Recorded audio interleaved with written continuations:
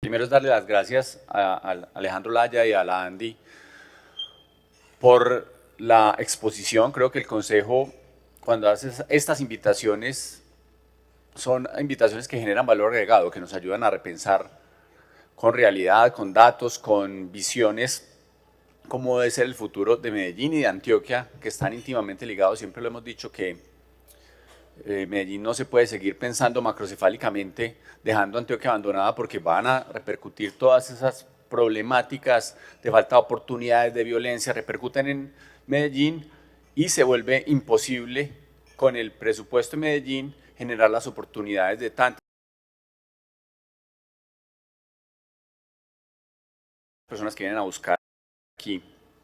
algún futuro. Pero es muy importante lo que nos muestra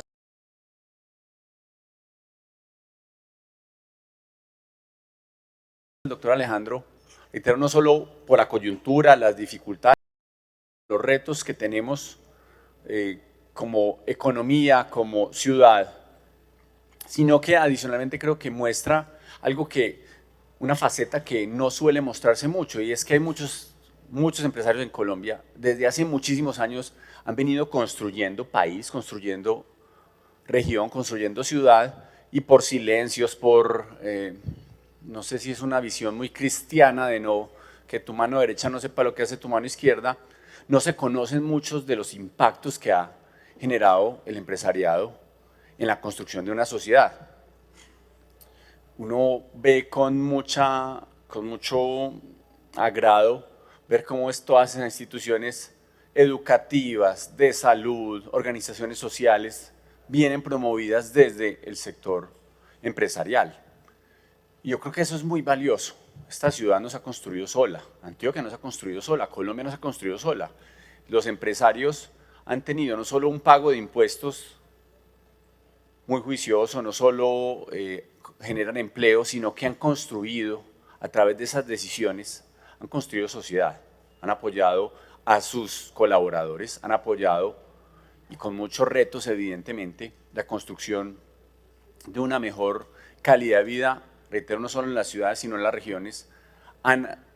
tomado conciencia de la necesidad de siempre tener un crecimiento responsable, sostenible, amigable con el medio ambiente, y aprecio mucho que puedan hoy puedan empezarse a mostrar esas conquistas del empresariado, que siempre ha sido vilipendiado, que siempre ha sido criticado, que siempre ha sido un caballito de batalla para muchos, intentar dañar y dividir la sociedad, mientras que al contrario, los empresarios han sido protagonistas en el desarrollo, reitero, económico, social, ambiental de nuestro país, de nuestra ciudad. Habría muchas cosas que decir, pero yo solo quiero invitar a la Andy a plantearle unos nuevos retos. Tienen 5 muy bien estructurados, pero le quiero plantear un par de retos adicionales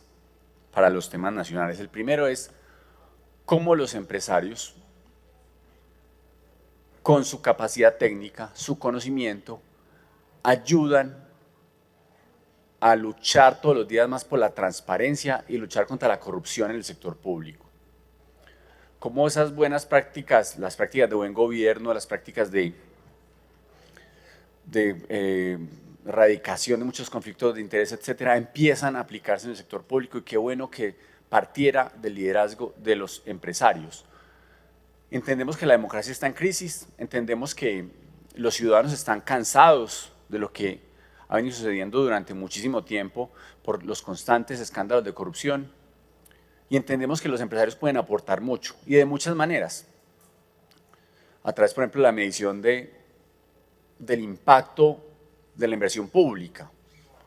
porque lo que uno ve es que se habla de muchos números y hubo inversiones en tales cosas, y educación es tanta plata, y salud es tanta plata, y infraestructura es tanta plata.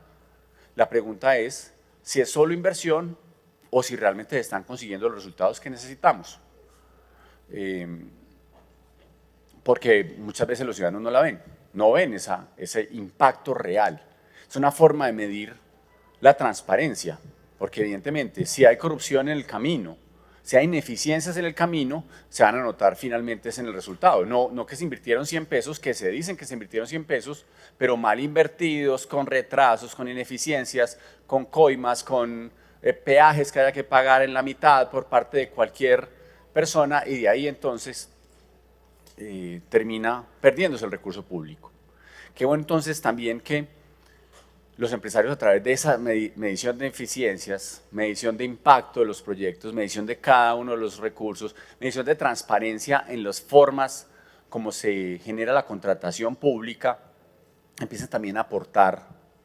con su conocimiento, con su experiencia, y de alguna forma sé que se hace tangencialmente a través de entidades como las ciudades como Vamos, y sé que de alguna forma el empresariado ha estado incluido ahí, pero tener una visión, un impacto mucho más grande, mucho más transversal en más sectores, y especialmente en el gobierno central, que en Colombia sigue siendo evidentemente por su capacidad de ingreso, su capacidad de mando, y finalmente por, digamos, un rezago monárquico que tenemos, pues el presidencialismo en Colombia es supremamente poderoso y hay que controlarlo de las formas posibles a través de la sociedad civil y el empresariado. Puede haber una gran oportunidad. Creo que ese es un reto que le quisiera poner. Y otro reto muy específico es cómo a través de acciones más concretas se puede hacer un sistema tributario, y yo creo que el empresario puede aportar mucho en eso, mucho más, más moderno en muchos sentidos. Creo que el empresariado ha pedido, pero debería haber una forma mucho más clara y específica para modernizar el sistema tributario colombiano en muchos sentidos. Y en particular en los siguientes puntos, que es una propuesta personal que hago para debate. Lo primero es, hay que buscar muchas más fórmulas más claras, más concretas para evitar la evasión y la elusión de impuestos en Colombia, porque finalmente, además del tema de corrupción, que es un impuesto supremamente grande que pagamos los colombianos, el impuesto de la corrupción que no se ve en la verdadera ejecución de los recursos públicos, entendemos que hay muchísimos, digamos, vacíos en los que todavía se pueden amparar las personas para evitar el pago de impuestos. Entonces se ven flujos de efectivo muchísimos, hay personas millonarias con efectivo que nunca está rastreado por el Estado y no pagan un solo centavo. O a través de una cantidad de bienes o de activos o de desvalorizaciones de activos, etcétera. Qué bueno que pudiera emprenderse, y especialmente por parte del sector privado, una propuesta impositiva mucho más moderna para evitar, disminuir la evasión y la elusión de impuestos de todas las formas posibles. Ese es un primer gran punto que creo que valdría la pena. Un segundo tema que creo que valdría, que es muy poderoso en materia impositiva, es cómo se simplifican los regímenes, que es parte de una lucha constante que se ha dado, porque en Colombia los empresarios, las personas naturales inclusive, pierden muchísimo tiempo en una cantidad de pago de impuestos innecesarios, mucho más simple, más sencillo, tal vez unificar muchos impuestos, pagar menos veces en el año, algo que pudiera facilitarle la vida a los ciudadanos, no que se vuelva uno de esos enredos constantes que entendemos que se pierde muchísimo tiempo por parte de las, especialmente empresas, en el pago de impuestos y una cantidad de trámites administrativos, de papelerías, etcétera, de cosas que no son significativas dentro y no impactan realmente dentro de la consecución de impuestos para la nación o para los departamentos o para los municipios, pero que no tienen, digamos, mucha ni capacidad técnica ni facilidad para pagarse. Otro tema que creo que valdría la pena mucho es empezar a descentralizar muchos impuestos. Nosotros necesitamos más autonomía de las regiones, entendiendo que se requieren muchas capacidades técnicas aún por aumentar, pero qué bueno que impuestos como el IVA, impuestos como impuestos sobre la renta, se empezaron a recibir de manera regional también parcialmente, no solo esperando transferencias del gobierno central, sino qué bueno que empezara una forma más clara de descentralización de los impuestos, que si uno paga 50 o 100 pesos de IVA, que se vaya una parte al gobierno nacional, una parte al gobierno departamental, una parte a los gobiernos locales. Qué bueno que se pudiera trabajar en eso para que Colombia realmente empiece un profundo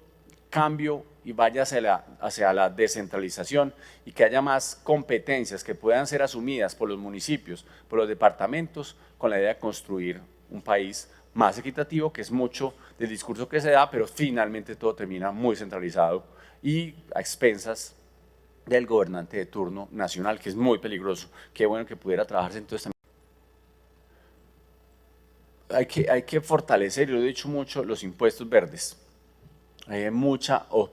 oportunidades, desde replantear los que existen actualmente. Uno ve vehículos que contaminan muchísimo, pero son modelo 1970, entonces pues no terminan pagando casi impuestos. Que empiecen a tener componentes, estoy poniendo simplemente ideas de replanteamiento, pero también de fortalecimiento de creación. Si hay que crear solo por mera necesidad impuestos para los que contaminen, sean los que más paguen. No está existiendo un sistema equitativo en ese sentido. Cuando vemos que hay vehículos nuevos, eléctricos, que no contaminan, pero porque son más costosos, pagan un impuesto más alto de rodamiento, estamos viendo que hay una inequidad, reitero, frente a otros que son de muy bajo, digamos como un precio muy bajo, y de eso están pagando impuestos a pesar de estar contaminando en muchísimas circunstancias, y así eso puede llevar mucho a empresas, a sectores industriales, etcétera. Y creo que valdría la pena hacer una renovación, y sería interesantísimo que los empresarios en Colombia pudieran partir de una base más sofisticada para que los impuestos tengan real propósito, transparencia, descentralización, apoyo al medio ambiente, facilidad de pago para los empresarios, y de esa forma yo creo que empezamos a construir un modelo mucho más moderno, por un lado, pero adicionalmente mucho más acorde con las necesidades que tiene nuestro país. Le dejo ahí unos retos, doctor Alejandro, porque entiendo que la construcción de sociedad que ustedes han ayudado en todos estos tiempos se puede y necesita una profundización y una participación más activa del sector privado, del sector empresarial, en cualquier momento, pero en particular en estos donde puede haber temores, escepticismo sobre cómo va a ser el futuro del crecimiento económico en Colombia. Qué bueno, una visión propositiva, diferente, que pueda presentar el empresariado colombiano en un momento en que necesita esa participación, reitero, muy activa de ustedes, para evitar toda esa narrativa injusta en muchas ocasiones que se ha construido contra el empresario en Colombia. Muchísimas gracias, reitero, por su presencia, por su participación, y estos son los foros que necesita este Consejo de Medellín.